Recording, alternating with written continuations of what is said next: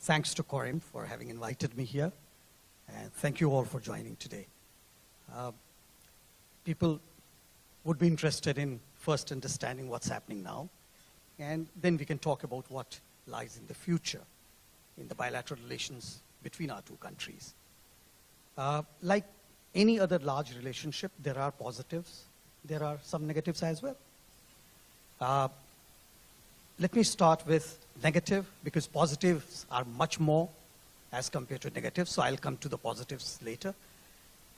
Negative part is what is being played out today, and all of you are well aware of the stories which are covered by media, which is a bit colored, but nevertheless, there would be some facts in that. The larger question from the perspective of a foreign affairs enthusiast would be the origin of what's happening today and what you read so much politically. The origin is the lack of understanding of India's concerns. When we call two countries in bilateral relations as partners, strategic partners, friends, we expect both the countries to understand each other's perspectives, each other's concerns, respect the cultural diversity of each other.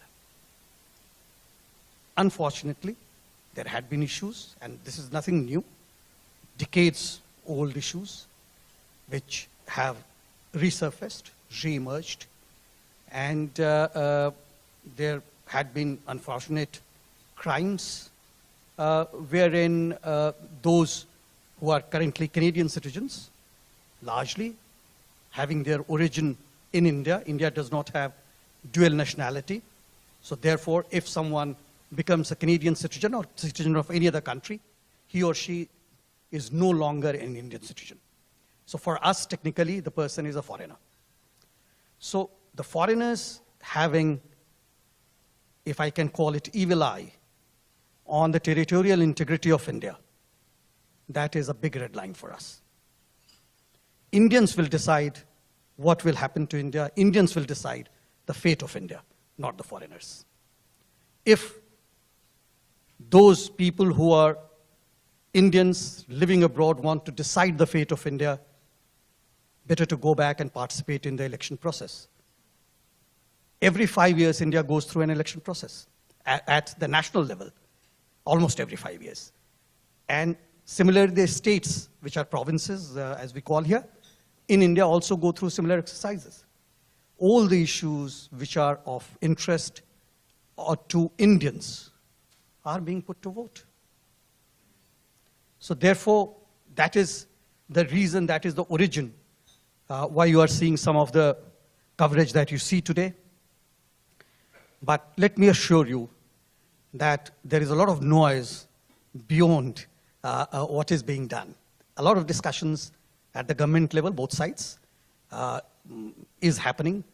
And through the diplomatic channels, these channels are not open to public. And these diplomatic channels are trying to find solutions and resolutions to the issues of concern on both sides. And the way in which it is moving, I think it will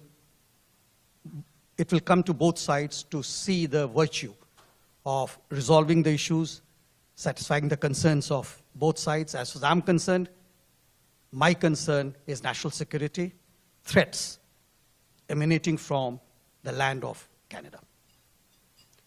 These threats are largely emanating from the Canadian citizens. So these two are my red lines. We are ready to sit down on the table any day, and we are doing that, and we are trying to resolve this issue. So that was the negative side, which I wanted to tell you. So very small, out of 30 minutes.